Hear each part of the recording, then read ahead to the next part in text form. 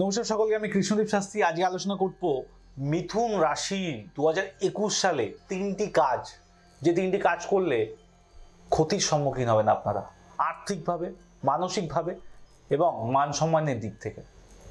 ক্ষতি হয়ে যাবে আপনার যদি আপনি করেন এই তিনটে কাজ। করবেন না 2021 সালে, রিকোয়েস্ট থাকলো দয়া করে এই তিনটি কাজ করবেন না, করলে বিপদের সম্মুখীন হবেন।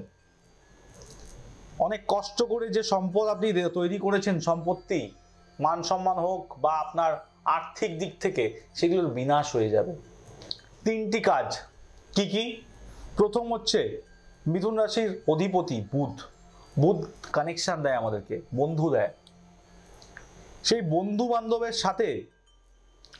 বান্ধবের সাথে বিজনেস করবেন না। বন্ধু বান্ধব, রিলেটিভ, এদের সাথে ব্যবসা করবেন না। ব্যবসা করলে কিন্তু আমি আপনাকে বলছি বিজনেসে লস হবে, তার সাথে ব্যবসার জায়গাটা আপনার ক্ষতি হয়ে যাবে এবং বন্ধু শত্রুতে রূপান্তরিত হয়ে যাবে। আপনার বন্ধু মিত্র যে ছিল সে শত্রু হয়ে যাবে আপনার। করবেন না 2021 সালে। আর কি করবেন না? মহিলাদের থেকে সাবধানে থাকতে হবে। কোনো খারাপ সম্পর্ক বলতে আমরা কোনগুলো বুঝি? কোনো খারাপ স্থানে গিয়ে কোনো মহিলার সাথে যদি আপনি রিলেশন বা সম্পর্ক স্থাপন করেন, অবৈধ সম্পর্ক স্থাপন করেন, সেই ক্ষেত্রে কিন্তু আপনার মান সম্মান হানি, পুলিশি হয়রানি, তার সাথে কিন্তু আরো বিবিধ সমস্যার সম্মুখীন হতে হবে আপনাকে 2021 সালে।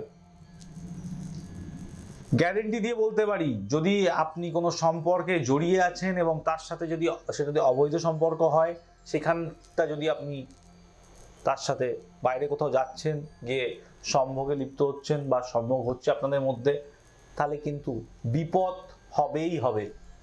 সাবধানে থাকতে হবে, করা যাবে না, করলে কিন্তু সমস্যা হবে। এছাড়া কি করবেন না? এটা করবেন না, সেটা হচ্ছে আপনার গৃহ নির্মাণের জন্য যদি আপনি লোন নিচ্ছেন বা অ্যাডভান্স করছেন, এমন কোনো এগ্রিমেন্ট করবেন না যেটা আপনাকে 21-এর মধ্যেই আপনাকে তার ঋণ শোধ করতে হবে বা সেই জায়গাটা। এক কথা হচ্ছে, যদি নতুন বাস্তু ক্রয় করছেন, নতুন ভূমি ক্রয় করছেন, নতুন বাড়ি ক্রয় করছেন, তাহলে এগ্রিমেন্ট ঠিকঠাক করে করতে হবে, নাহলে প্রতারিত হতে পারেন আপনি।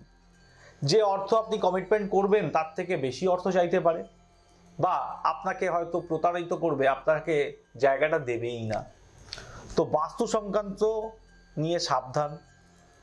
এবং যদি আপনি নতুন বাস্তু বা নতুন বাড়ি কিনছেন, খুব সাবধানে আপনাকে করতে হবে, নাহলে কিন্তু সমস্যা হবে। এগ্রিমেন্ট দেখে সাইন করতে হবে, অন্ধ হয়ে কারোর উপর ভরসা করা যাবে না।